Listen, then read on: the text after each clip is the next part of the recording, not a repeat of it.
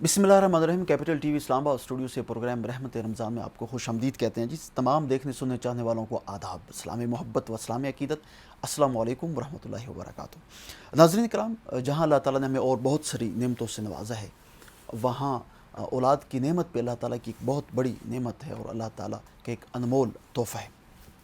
कभी कभार तो ये नेमत और रहमत अल्लाह ताला हमें बहुत जल्द इससे नवाज देते हैं और कभी कभार हमें इसके लिए बहुत सारे मसाइल का सामना करना पड़ता है। हमें अल्लाह ताला से दुआएं करनी पड़ती हैं, हमें अल्लाह ताला से इल्तिजाएं करनी पड़ती हैं और इंतज़ार जैसी मुसीबत का सामना करना पड़ता है। और फिर जब कभी अल्लाह ताला का खुसूसी फ़ज़ल होता है, जब अल्लाह ताला का करम होता है, तो उमूमी तौर पर हमारे मुआशरे के अंदर जो है वो नहायत ही खुशी का इजहार किया जाता है, बड़ी मुसर्रत का इजहार किया जाता है, बल्कि खुशियों के शादियाने बजाए जाते हैं।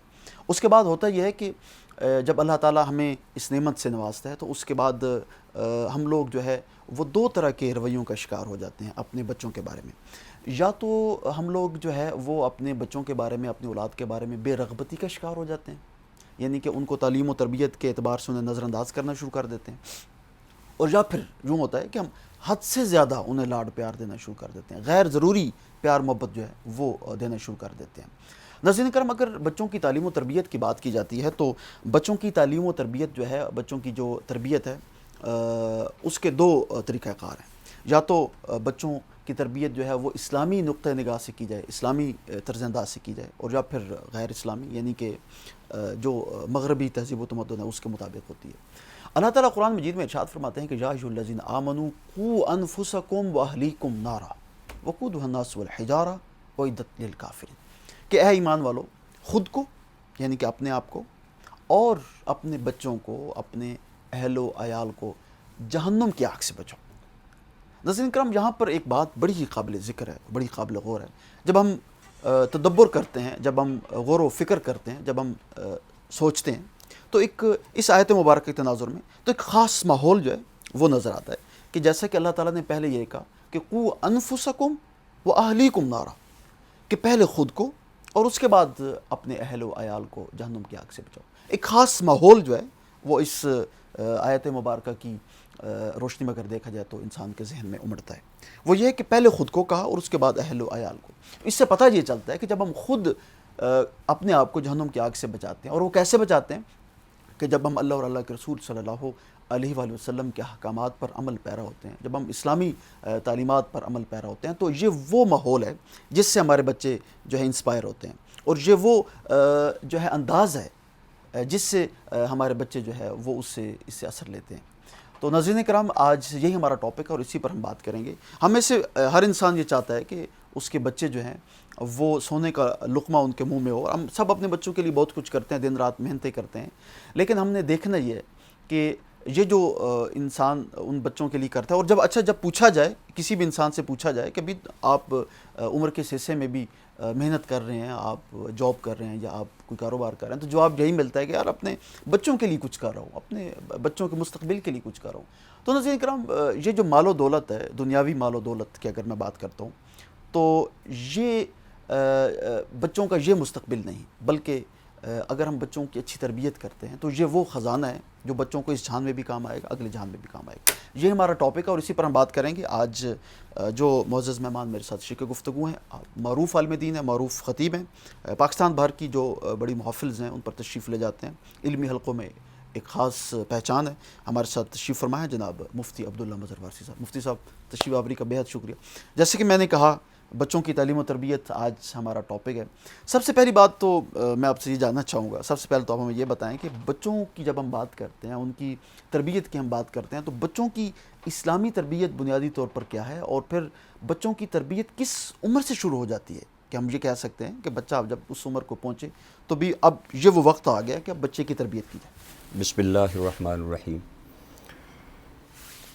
अल्लाहुम्मा सल्लि अला सय्यिदिना व मौलाना मुहम्मद व बारिक सलातु व सलामुन अलैका सय्यदी या रसूलुल्लाह सल्लल्लाहु अलैहि वसल्लम। सबसे पहले मैं आप का शुक्रगुज़ार हूँ कि आपने मुझे मौका फ़राहम फरमाया। बच्चे की तरबियत माँ की गोद से शुरू हो जाती है। वाह, सुभान अल्लाह। और माँ की गोद से बढ़कर बच्चे की कोई तरबियत गाह नहीं, और बाप से बड़ा कोई मुरब्बी नहीं। वाह। बच्चा सबसे ज़्यादा کائنات میں جن ہستیوں سے انسپائر ہوتا ہے اور متاثر ہوتا ہے وہ سب سے زیادہ اپنے والدین سے ہوتا ہے۔ صحیح۔ اللہ کریم نے قرآن مجید میں بھی اسی چیز کا حکم فرمایا وَأْمُرْ أَهْلَكَ بِالصَّلَاةِ وَاصْطَبِرْ عَلَيْهَا کہ اے پیارے محبوب آپ خود بھی نماز کی پابندی کریں اور گھر والوں کو نماز کا حکم کریں اور خود بھی اس کی پابندی کریں۔ یوصیکم اللہ فی اولادکم، اللہ تمہیں وصیت فرماتا ہے، حکم کرتا ہے اپنی اولاد کے بارے میں۔ وَلَا تَقْتُلُوا أَوْلَادَكُمْ خَشْيَةَ إِمْلَاقٍ، صحیح۔ اور قرآن پاک میں اللہ کریم نے فرمایا یا ایھا الذین آمنوا قوا انفسکم وَأَهْلِيكُمْ نَارًا، وَأَهْلِيكُمْ نَارًا۔ حدیث پاک میں حضور صلی اللہ علیہ وسلم کا ارشاد ذیشان ہے، آپ فرماتے ہیں کہ والد اور والدہ کے لیے صدقہ کرنے سے سب سے جو بہترین صدقہ ہے وہ بچوں کی تربیت ہے۔ سبحان اللہ۔ بچوں کے لیے اچھی تربیت ماں باپ کی طرف سے ایک بہت بڑا انعام ہے، تحفہ ہے اور ایک بہت بڑی نعمت ہے۔ اور پھر جس اولاد کے لیے ہم دن رات محنتیں کرتے ہیں اور جانکاہیاں کرتے ہیں، جتن اٹھاتے ہیں اور دنیاوی طور پہ پریشانیوں کا شکار ہوتے ہیں، سم ٹائم ایک چھوٹی سی بات جو ہے وہ آگے جا کے ایک بہت بڑے انجام پہ مرتب ہوتی ہے۔ صحیح۔ اور میں مثال ایک دیتا ہوں کہ قطرے ملیں تو دریا بنتے ہیں، واہ، صحیح۔ اور پھولوں کو اگر جوڑ دیا جائے تو وہ اتنی خوبصورت مالا کی شکل اختیار کر لیتے ہیں صحیح۔ کہ وہ گلے میں آتے ہیں تو کتنے خوبصورت بنتے ہیں۔ صحیح۔ اور اسی طرح اگر ذروں کو ملایا جائے تو وہ پربت بن جاتے ہیں۔ اسی طرح ایک بچے کی اگر اچھی تربیت کی جائے تو وہ ڈاکٹر بن سکتا ہے، انجینئر بن سکتا ہے، سائنٹسٹ بن سکتا ہے، ایک عالم فاضل بن سکتا ہے صحیح۔ اور ایک بہت بڑا انسان بن سکتا ہے۔ مفتی صاحب بڑی خوبصورت بات آپ نے کی، بچوں کی تربیت کی آپ نے بات کی۔ بچوں کی اسلامی تربیت جب ہم اس کی بات کرتے ہیں تو بچوں کی اسلامی تربیت کیسے کی جائے؟ بچے تو سنتے نہیں ہیں، ماؤں کا تو یہ شکوہ ہے کہ وہ بچے ہماری بات نہیں سنتے، ہم جب انہیں کوئی بھی بات کرتے ہیں تو وہ سننے کے لیے تیار ہی نہیں ہوتے، اور جب بچے ماں کی سنتے نہیں ہیں، والدین کی سنتے نہیں ہیں، تو ان کی تربیت کیسے ہوگی؟ ماں باپ کو بچوں کے سامنے سب سے پہلے اپنے آپ کو پیش کرنا چاہیے، واہ، اپنا کردار پیش کرنا چاہیے، اپنا عمل پیش کرنا چاہیے۔ بچوں کے سامنے ان کی جو شخصیت ہے وہ ایک رول ماڈل ہوتی ہے، بچے ان کی نقالی کرتے ہیں، بچے ان کو کاپی کرتے ہیں، بچے ان کی ہر چیز کی طرف غور اور دھیان سے اس کو گین کر رہے ہوتے ہیں اور اس کو حاصل کر رہے ہوتے ہیں۔ ماں باپ یہ سمجھ رہے ہوتے ہیں کہ شاید جو ہے وہ ہمارے بچے ان چیزوں کو دیکھتے نہیں ہیں، بیل بجی دروازے پہ اور باپ بیٹے کو کہہ رہا ہے کہ جاؤ آنے والے کو جا کے بتاؤ کہ ابو جان گھر میں نہیں ہے، تو اب باپ بیٹھا گھر میں ہے اور بچے کو یہ کہہ رہا ہے کہ تو جا کے آنے والے کو یہ پہلا بتا۔ جھوٹ تو یہیں سے شروع ہو گیا، بچے کو یہ پتا چل گیا کہ بابا بھی جھوٹ بولتے ہیں، باپ بچہ تو یہیں سے صحیح جی باپ پورا دن سگریٹ پیتا ہے بچے کے سامنے بیٹھ کے، پورا دن نشہ کرتا ہے، تو بچے کو وہ یہ سمجھتا ہے کہ میں نے یہ چیزیں بچے سے مخفی رکھی ہیں، پوشیدہ رکھی ہیں، حالانکہ بچہ ان چیزوں کو حاصل کر رہا ہوتا ہے اور ان سے وہ بہت کچھ متاثر ہو رہا ہوتا ہے۔ اور ماں باپ اگر کسی کا جیب کاٹ کے آئیں، حرام کھا کے آئیں اور حرام پہ آ کے گھر میں بیٹھ کے بات کریں کہ آج میں نے فلانے کو لوٹا ہے، اتنے پیسے کمائے ہیں، یہ کیا ہے وہ کیا ہے، تو بچے نے بھی بڑے ہو کر یہی کچھ کرنا۔ حضرت عمر فاروق رضی اللہ تعالی عنہ کی بارگاہ میں ایک باپ آیا اور اس نے آ کے شکایت کی کہ جناب میرا یہ بچہ میری نافرمانی کرتا ہے، تو آپ نے بچے کو تنبیہ کی اور اس کی سرزنش کی، اور جیسے ہی سرزنش کی تو وہ بچہ بولا کہ عمر فاروق کو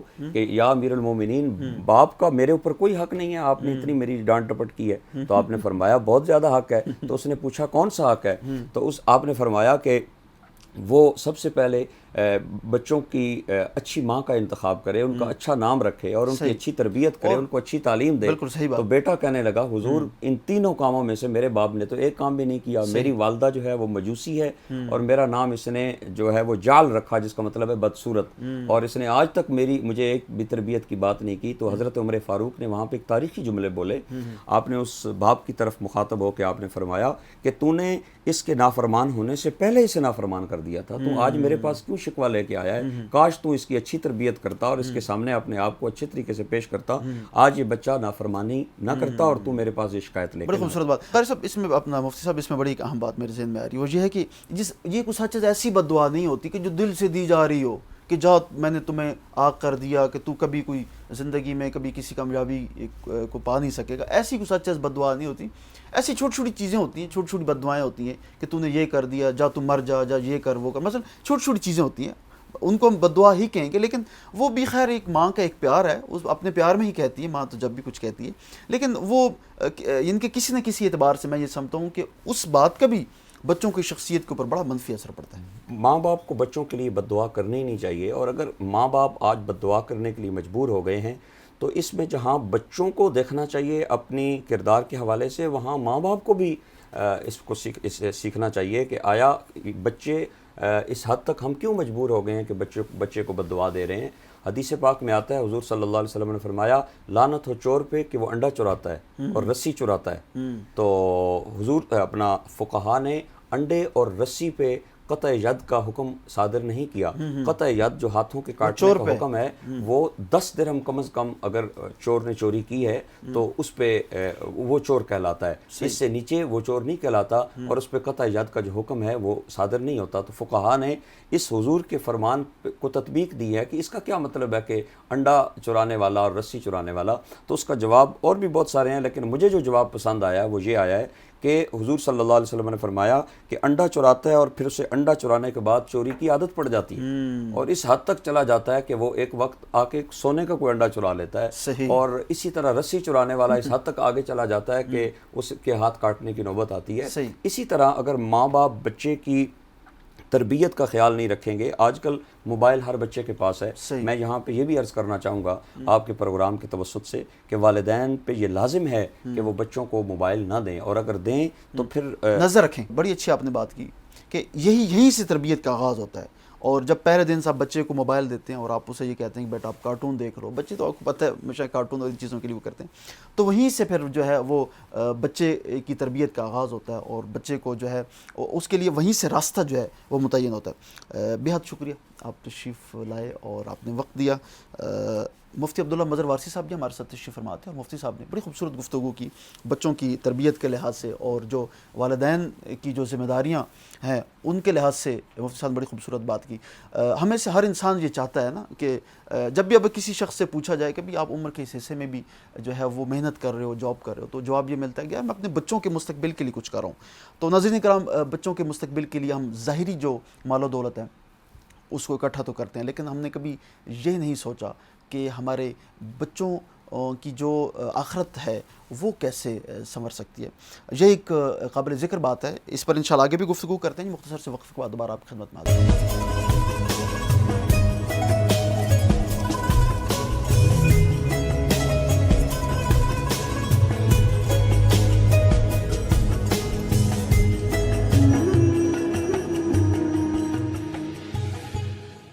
جی ویلکم بیک، اور آج ہمارا ٹاپک جس پر ہم بات کر رہے ہیں وہ بچوں کی تربیت ہے، اور جیسے میں شروع میں بھی کہا تھا کہ بچوں کی تربیت کے دو جو ہے وہ طرز انداز ہیں، یا تو بچوں کی تربیت اسلامی نقطہ نگاہ سے کی جائے، اور یا پھر غیر اسلامی تربیت ہوتی ہے جیسے کہ مغربی تہذیب و تمدن کے مطابق۔ تو بچوں کی اسلامی تربیت کیسے کی جاتی ہے، اور بچے جو ہے وہ بڑوں سے کس قدر انسپائر ہوتے ہیں، اور اسپیشلی والدین سے، اور پھر ماحول کا کس قدر اثر ہوتا ہے؟ جواب جانتے ہیں جی۔ ہمیں جوائن کیا ہے معروف سماجی شخصیت ہیں، بڑی خوبصورت شخصیت کے مالک ہیں، اور بڑا ایک ان کا مخصوص خوبصورت انداز ہے گفتگو کرنے کا، بڑی سمجھا کے بات کرتے ہیں۔ ہمارے ساتھ تشریف فرمائیں جناب مصور عباسی ایڈوکیٹ صاحب۔ جی السلام مصور صاحب آپ کو خوش آمدید آپ کو۔ اچھا، ٹاپک پہلے تھوڑا سا اس پہ بات کر لیتے ہیں کہ بچوں کی جو اسلامی تربیت ہے، جب ہم بچوں کی اسلامی تربیت کی بات کرتے ہیں تو بچوں کی اسلامی تربیت بنیادی طور پر کیسے کی جا سکتی ہے، اور عمر کے کس حصے سے اس تربیت کا آغاز ہونا چاہیے؟ بسم اللہ الرحمن الرحیم۔ بیسیکلی اسلامی پوائنٹ آف ویو سے بچوں کی جو تربیت ہے وہ ماں کی کوکھ سے ہی شروع ہو جاتی ہے۔ ماں کی کوکھ سے جب بچوں کی تربیت اگر صحیح نہیں ہوتی تو آپ پھر ان کو چاہے جتنی مرضی آکسفورڈ یا جتنی اچھی سے اچھی ادارے میں بٹھا دیں، وہاں پھر وہ تربیت حاصل نہیں کر سکتے۔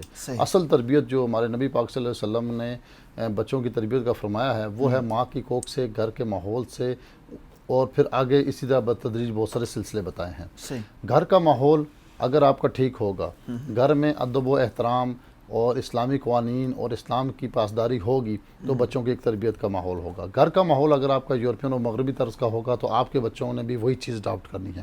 عمر کا ایک ایسا حصہ ہوتا ہے جہاں بندہ ایسی چیزوں کو بہت جلدی جو ہے نا ان چیزوں سے انسپائر ہوتا ہے، چاہے وہ جیسا بھی ماحول ہو۔ تو آپ اگر اپنے بچوں کی تربیت کو صحیح معنوں میں کرنا چاہتے ہیں تو آپ کے اپنے گھر کے ماحول کو ٹھیک کرنا پڑے گا۔ ایسا ممکن نہیں ہے کہ گھر کا ماحول ٹھیک نہ ہو اور آپ کی جو تربیتی معاملہ ہے وہ جو ہے نا وہ بہتر ہو سکے۔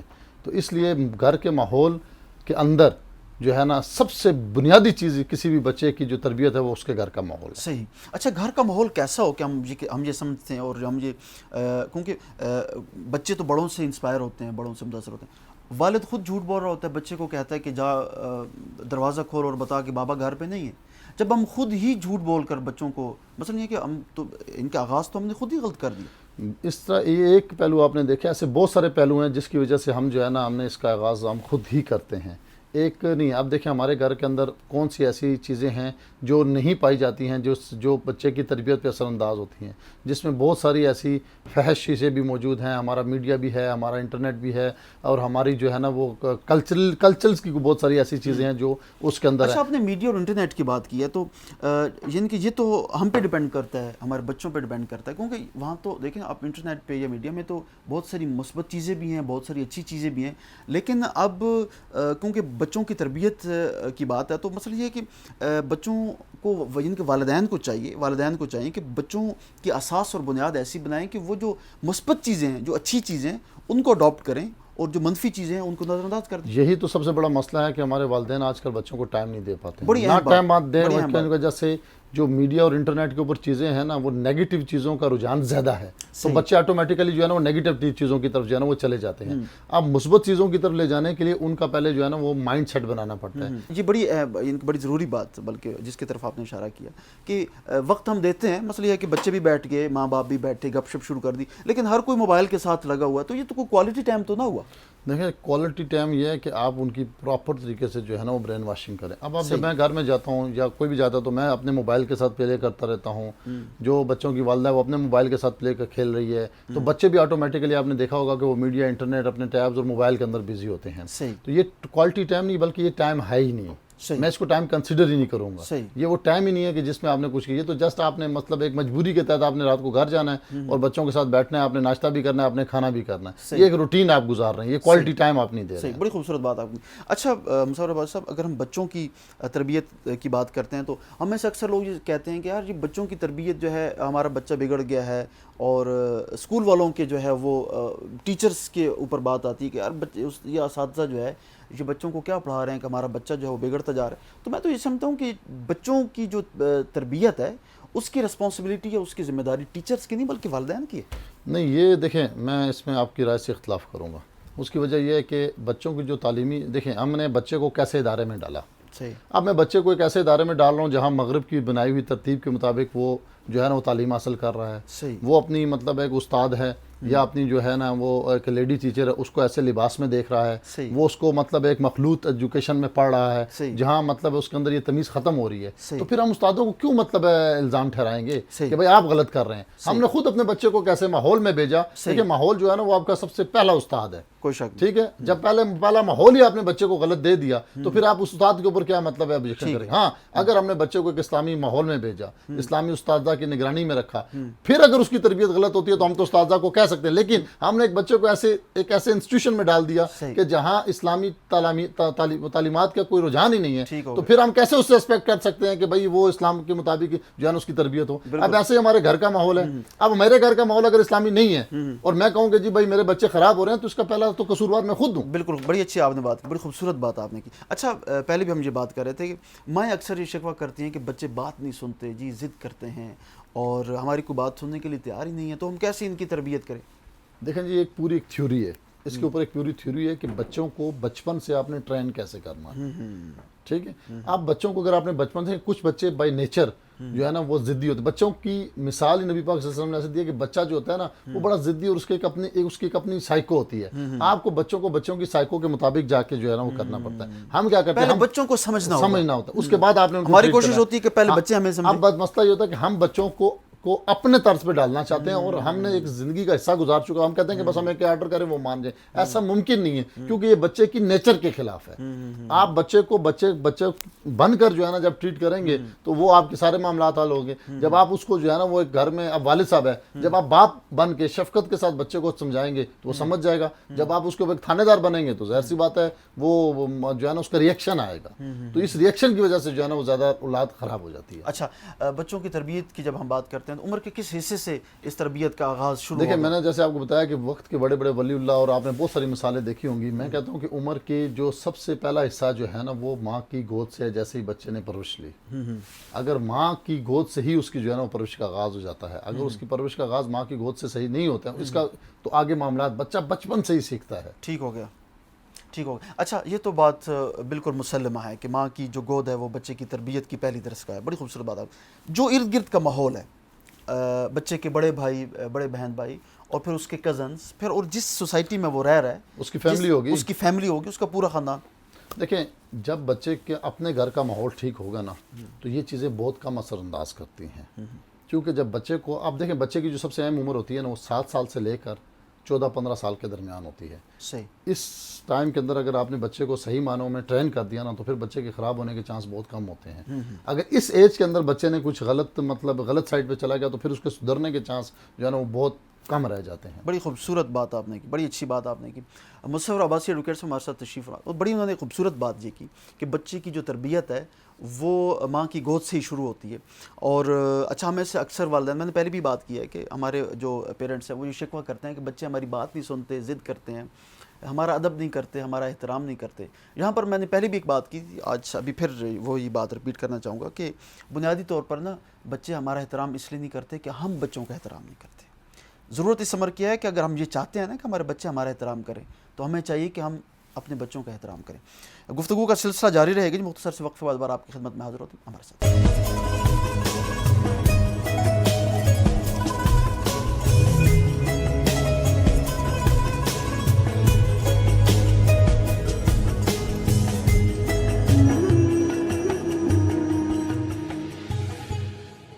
جی ویلکم بیک. ہمارے ساتھ موجود ہیں جناب مصور عباسی ایڈوکیٹ صاحب.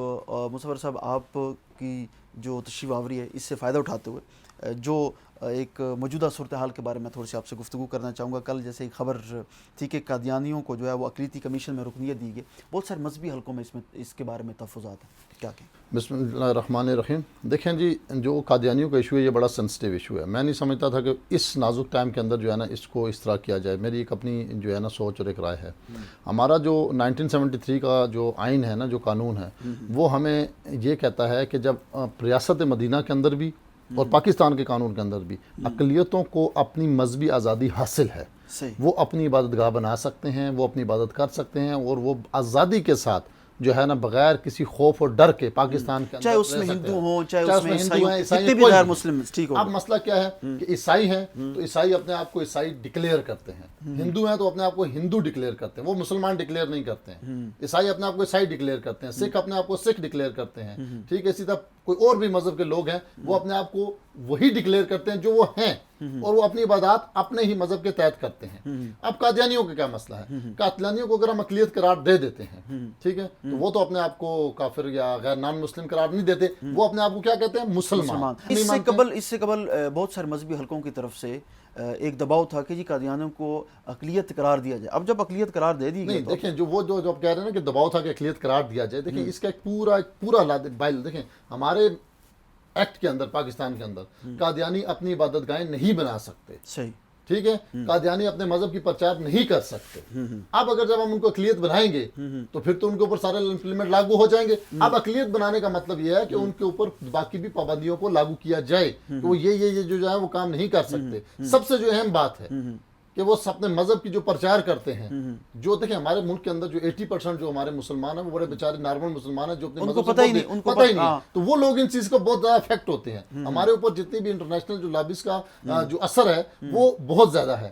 تو اب جو نارمل آدمی ہے نا وہ ان چیزوں سے پھر متاثر ہو کر وہ مرتد ہونے کی طرف چلا جاتا ہے. اس وجہ سے ان کے اوپر جو ہے باقاعدہ پالیسیز کے ساتھ علماء اکرام کی ایک کمیٹی بنا کے اس کے ساتھ مشاورت کے ساتھ جو بھی عمل کرنا تھا وہ مطلب ہے, اور یہ وہ وقت نہیں تھا کہ جس وقت آپ ایسا عمل کریں. اس کے اوپر باقاعدہ علماء سے رائے لینی چاہیے تھی کہ ہم یہ کرنے لگے ہیں, کیا آپ کی کیا رائے ہے, اور اس کے اوپر ایسا کمیشن بننا چاہیے تھا جو ان تمام معاملات کو دیکھ کر اور تمام اس کی جو مطلب ہے سائیڈ افیکٹس ہیں ان کو مد نظر رکھ کر پھر مطلب ہے جو. اچھا, بڑی اچھی بات. اچھا, اگر ہم اقلیتوں کی بات کرتے ہیں اور ریاست مدینہ کی ہم بات کرتے ہیں تو جو ریاست مدینہ تھی اس میں جو اقلیتوں کو جو حقوق حاصل تھے کیا پاکستان میں وہ حاصل ہیں؟ دیکھیں میں نے بہت سے پروگراموں میں پہلے بھی کہا ہے اور ابھی بھی کہا ہے, ایک ہے ریاست مدینہ زبان سے کہنا, ایک ہے اس کے امنی قوانین کو نافذ کرنا. صحیح.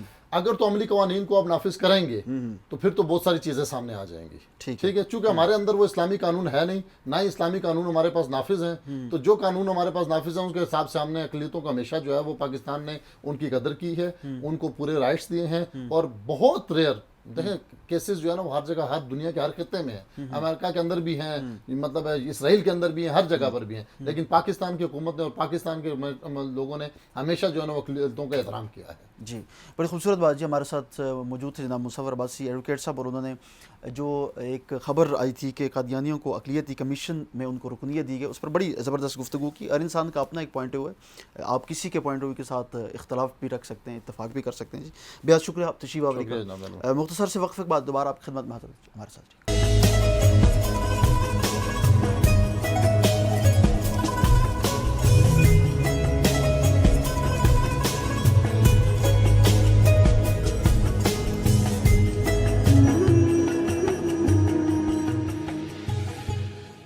جی ویلکم بیک. ہمارا خوبصورت سیگمنٹ جی نعت کائنات, اور آج ایک خاتون ثنا خان ہمارے ساتھ تشریف فرمائے جی نا. آل پاکستان نعت میں انہوں نے پہلی پوزیشن حاصل کی ہے مقابلہ نعت میں, اور بڑی خوبصورت آواز و انداز سے اللہ تعالیٰ نے نوازا ہے. ہمارے ساتھ تشریف فرمائے جناب سہرش ایوب آوان صاحبہ, تشریف آوری کا شکریہ. سہرش ایوب صاحب سے پہلے تو یہ بتائیں کہ آپ نے نعت جو ہے عمر کے کس حصے سے پڑھنا شروع کی اور اس کی تربیت کہاں سے حاصل کی؟ جی نعت خوانی تو بچپن سے میں نے شروع کی, بہت ارلی ایج میں, اور نعت پاک اس وقت سے شروع کر کے ابھی تک الحمدللہ نعت ساتھ ہی ہے. باقاعدہ تربیت میں نے کسی سے حاصل نہیں کی ہے, لیکن میں اپنا روحانی استاد سید زبیب مسعود شاہ صاحب کو مانتی ہوں, انہی کو سنتی ہوں اور انہی کو سن کر جو ہے وہ نعت سیکھتی ہوں. صحیح, زبردست. شاہ صاحب ہمارے دوستوں میں سے ہیں, اور شاہ صاحب کی ماشاءاللہ جو آواز ہے اور جو ان کا انداز ہے وہ یقیناً پورے پاکستان بلکہ پوری دنیا میں بڑا مقبول ہے. اور یقیناً آپ نے جب ایک کامل استاد پکڑا ہے تو اس لیے اللہ تعالیٰ نے آپ کو بھی وہ ترقی دی ہے. اچھا, آج کیا سنانے جا رہے ہیں؟ کلام ہے جی پیر سید نصیر الدین نشیر شاہ صاحب کا, اور بہت مشہور زمانہ کلام ہے, آپ لوگوں نے بارہا سنا ہوگا. مجھ پہ بھی چشم کرم ہے میرے آقا کرنا. جی بسم اللہ. مجھ پہ بھی چشم کرم اے میرے آقا کرنا, مجھ پہ بھی چشم کرم اے میرے آقا کرنا. حق تو میرا بھی ہے رحمت کا تقاضا کرنا, حق تو میرا بھی ہے. تو کسی کو بھی اٹھاتا نہیں اپنے در سے, تو کسی کو بھی اٹھاتا نہیں اپنے در سے, کہ تیری شان کے شان ایسا کرنا, کہ تیری شان کے شان ایسا کرنا. مجھ پہ بھی چشم کرم. ماشاءاللہ, جزاک اللہ. مجھ پہ چشم کرم اے میرے آقا کرم. خوبصورت آواز و انداز سے نعت رسول مقبول صلی اللہ علیہ وسلم پیش کری تھی سہرش ایوب آوان. نعت سیگمنٹ جاری ہے جی, مختصر سے وقت کے بعد دوبارہ آپ کی خدمت میں حاضر ہوتے ہیں. اسٹے ود اس.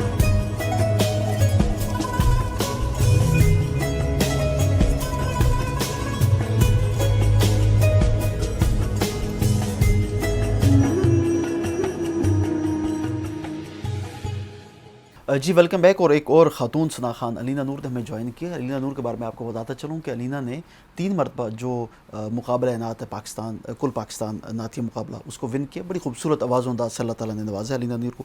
علینا السلام علیکم، خوش وعلیکم آمدید، السلام، آپ کی تشریف آوری کا آپ شکریہ. شکریہ. تو آج کیا سنانے جا رہی ہیں؟ جی جی بسم اللہ. افتخار عارف کا جی کلام. بسم اللہ. جی بسم اللہ.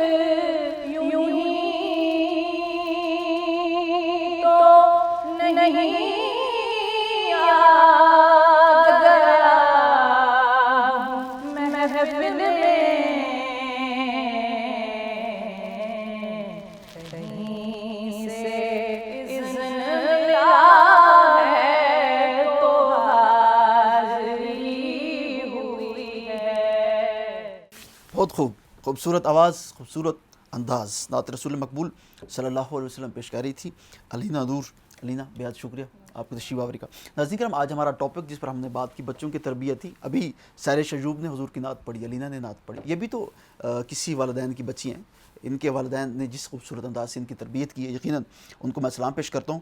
اور آج ہمارا ٹاپک جس پر ہم نے بات کی، ایک آخری بات کر کے آپ سے اجازت چاہوں گا کہ ہمیں سے ہر والد جو ہے وہ اپنے بچوں کے لیے، ہم تمام والدین بچوں کے لیے بہت کچھ کرتے ہیں، اور عمر کے آخری حصے میں بھی کچھ جاب کر رہے ہوتے ہیں، کچھ نہ کچھ جو ہے وہ کاروبار کرتے ہیں، صرف اس لیے کہ جی ہم اپنے بچوں کے لیے کچھ نہ کچھ کر رہے ہیں کہ ہمارے مرنے کے بعد ہمارے بچوں کا کیا ہوگا. تقریباً ہر انسان یہی کہتا ہے کہ یار ہمارے مرنے کے بعد ہمارے بچوں کا کیا ہوگا. مگر ایک لمحہ فکری ہے کہ ہمیں بچوں کی اسلامی تربیت کرنی چاہیے، اس اعتبار سے کہ جب پھر ہمارے بچے مریں گے تو پھر ان کا کیا ہوگا.